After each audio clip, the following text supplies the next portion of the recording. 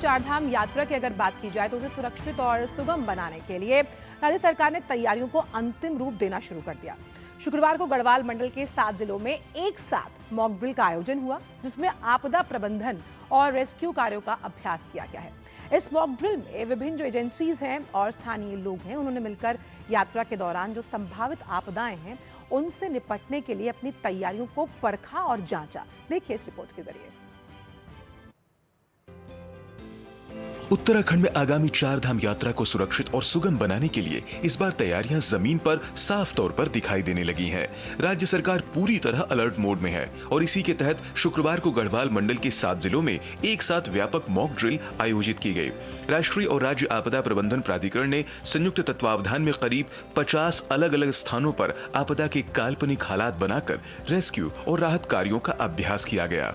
कहीं भूस्खलन तो कहीं बाढ़ और सड़क हादसों जैसे सीन तैयार किए गए ताकि हर एजेंसी की तैयारियों की वास्तविक परीक्षा हो सके। इस मॉक ड्रिल में जिला प्रशासन, पुलिस, एसडीआरएफ, एनडीआरएफ, सेना, वायुसेना, स्वास्थ्य विभाग और फायर सर्विस की टीमें पूरी सक्रियता के साथ मैदान में उतरी। खास बात यह रही कि कई स्थानों पर स्थानीय लोगों की भी भागीदारी सुनिश्चित की गई, जिससे आपदा के प्रति जन जागरूकता को भी बढ़ावा मिले। आपदा प्रबंधन मंत्री मदन कौशिक, राज्य आपदा प्रबंधन सलाहकार परिषद के उपाध्यक्ष विनय रुहेला और आपदा प्रबंधन सचिव विनोद कुमार सुमन ने राहत बचाव की तैयारियों की समीक्षा की।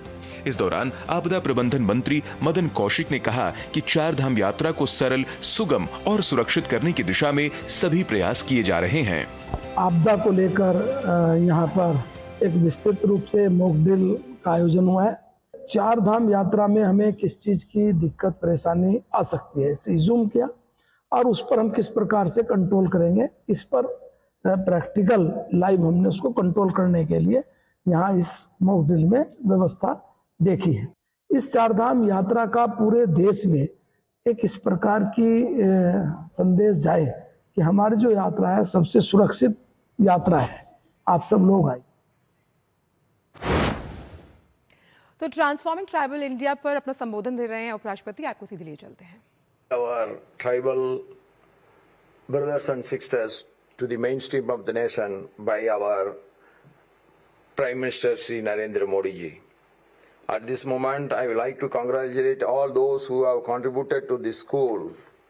Your work is a shining example of nation first, Rashtra Pradham in action. It is not that easy that someone is taking one single idea and working for that throughout their life and sacrificing their entire life for that.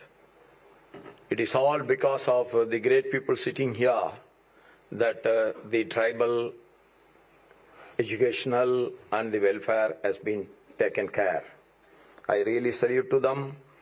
The theme of the celebrations, transformation of tribal lives through science and technological interventions while preserving the language, faith and the culture. India's tribal areas present a significant opportunity for green economical development. The tribal population in the country is significant. We have about 1.4 lakh tribal villages, which houses nearly 9% of the total population of Bharat. I got the opportunity to serve in Jharkhand, Telangana and Maharashtra, where significant population of the state is tribal.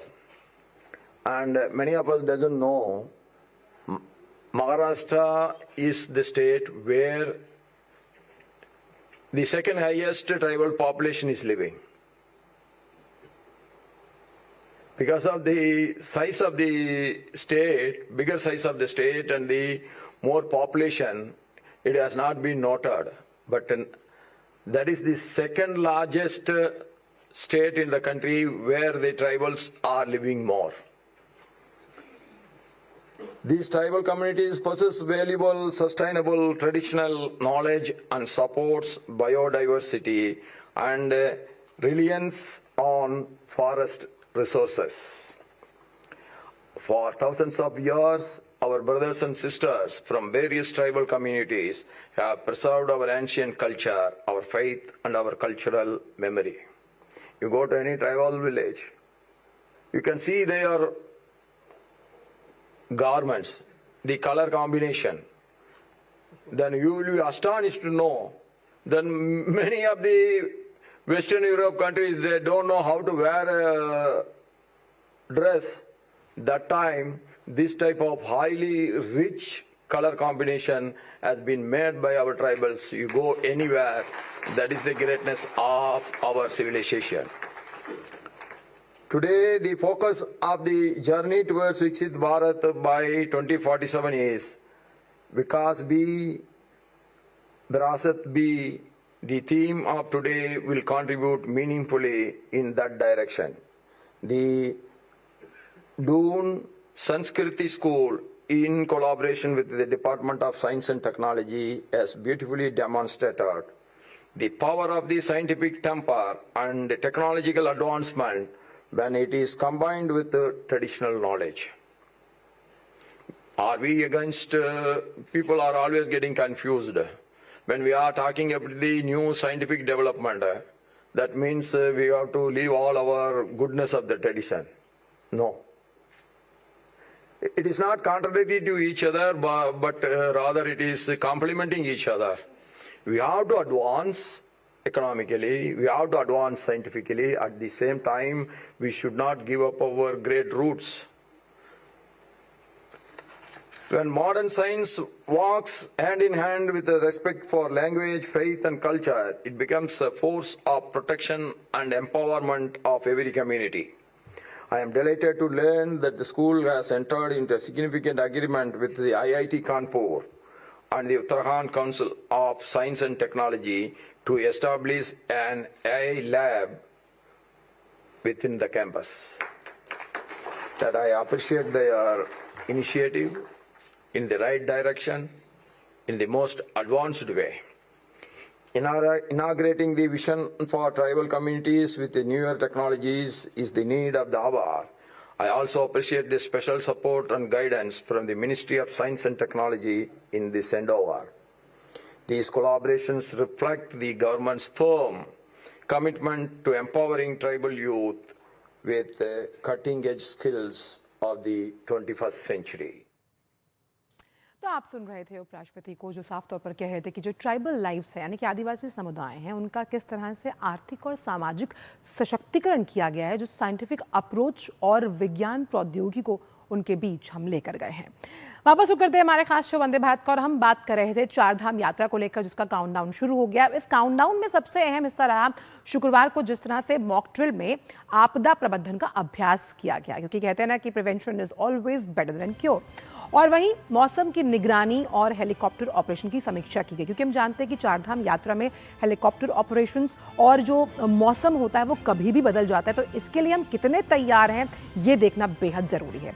Rescue और राहत कार्यों का जो अभ्यास है वो भी किया गया और इसीलिए जो स्वास्थ्य विभाग की टीम है उसने भी यहाँ पर मोर्चा संभाला। यानी कि देखा जाए तो अपनी पूरी तैयारी को मिशन मोड में किया जा रहा है, क्योंकि जो काउंटडाउन है वो शुरू हो चुका है और ऐसे में चार धाम यात्रा के लिए जो श्रद्धालु हैं उनका अनुभव अच्छा रहे, सुगम रहे, उनकी यात्रा सुलभ रहे, ये ही मकसद है। रेनू उप्रेती इस वक्त जुड़ गई है हमारे साथ। रेनू, चार धाम यात्रा के लिए जिस तरह से ये मॉक ड्रिल किया गया ये बेहद ज़रूरी था ताकि तैयारियों को देखा जा सके कि वो किस तरह से हर स्तर पर जो है मजबूती के साथ काम कर रही हैं। जी बिल्कुल आंचल, देखिए क्योंकि उत्तराखंड में अब कुछ ही दिनों का समय शेष बचा है जब चारधाम यात्रा शुरू होने वाली है 19 अप्रैल से। तो ऐसे में कल की गई मॉक ड्रिल का जो अभ्यास था वो सफलतापूर्वक किया गया है और ये देखा गया है कि यदि चारधाम यात्रा के दौरान कुछ अनहोनी होती है तो उस दौरान किस तरीके से यात्रियों को सुरक्षित किया जाए, कैसे बचाव कार्य किया जाए। तो इसके लिए जो 7 जिलों में मॉक ड्रिल का अभ्यास किया गया वो सफलतापूर्वक रहा है। इसमें ये देखा गया कि यदि कहीं पे पुल टूटता है या कहीं पे अचानक से बरसात ज्यादा हो जाती है या ऐसी और भी अनहोनी होती है तो किस तरीके से जो है बचाव कार्य किया जाए, तो इसको लेके तमाम वहां पे मॉक ड्रिल की गई और सफलतापूर्वक इसका अभ्यास रहा है। और कहीं ना कहीं इससे ये साफ होता है कि उत्तराखंड में अगर इस तरह की अनहोनी होती है तो जो प्रशासन है, जो एसडीआरएफ है, पुलिस है, ये सारे लोग जो है तैयार है यहाँ पे हर एक यात्री को सुरक्षित करने के लिए। अगर हम बात करें, क्योंकि देखिए 19 अप्रैल से उत्तराखंड में चारधाम यात्रा शुरू होने जा रही है, ऐसे में प्रशासन जोरों शोरों से इसकी तैयारी कर रहा है। अगर हम हेलीकॉप्टर सेवाओं की बात करें तो उसके लिए भी साफ साफ तौर पे यात्रियों को कह दिया गया है कि आप फर्जी वेबसाइटों से बचें, आपके संग कोई धोखाधड़ी ना हो। इसके लिए केवल जो बुकिंग करनी है वो IRCTC की ही वेबसाइट से करनी है। इसके अलावा यदि कोई गाड़ियों से सफर करता है, गाड़ी के द्वारा वो जाता है, तो जो ट्रेवल एजेंसी के मालिक है, जो ड्राइवर्स है, उनके साथ बैठक की गई। उनसे साफ तौर पर कहा गया है कि वो जो है एक्स्ट्रा चार्जेस ना लें, जितना नियमित एक चार्जेस रहता है, किराया रहता है, उतना ही ले। यदि ऐसा करते हुए पाया जाएंगे तो उनके खिलाफ भी कार्रवाई की जाएगी। तमाम तरीके से जोरों शोरों से तैयारियां चल रही हैं। अगर हम हरिद्वार की बात करते हैं तो वहां पे ऑफलाइन पंजीकरण की सुविधा भी कर दी गई है। इसके अलावा खुद जो प्रभारी मंत्री हैं, अगर हम रुद्रप्रयाग जिले की बात करते हैं, वो वहां पे बैठक ले रहे हैं, तमाम तैयारियों को देख रहे हैं। तो लगातार अगर हम देखते हैं उत्तरकाशी में, तो वहां पे भी तैयारियां जोरों शोरों से की जा रही हैं। जो चारों ही धाम है, यमुनोत्री, गंगोत्री, केदारनाथ, बद्रीनाथ, ताकि यहाँ पे जब जो यात्री है वो जाए तो उसकी सुविधा का पूरा ध्यान रखा जाए, उसकी सुरक्षा का पूरा ध्यान रखा जाए। और मैं आपको जानकारी दे दूं कि कुछ ही दिनों का समय शेष है, लेकिन ये कहा जा रहा है कि 50% जो है होटलों में बुकिंग भी हो चुकी है, जो अच्छा संकेत है। क्योंकि जिस तरीके से अभी हालात कुछ दिन पहले देखे गए थे, बरसात थी और बर्फबारी भी हुई।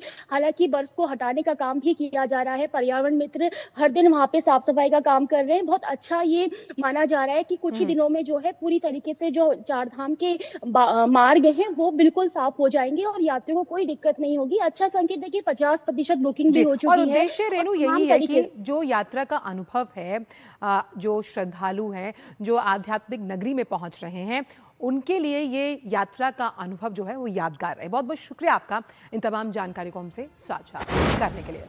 और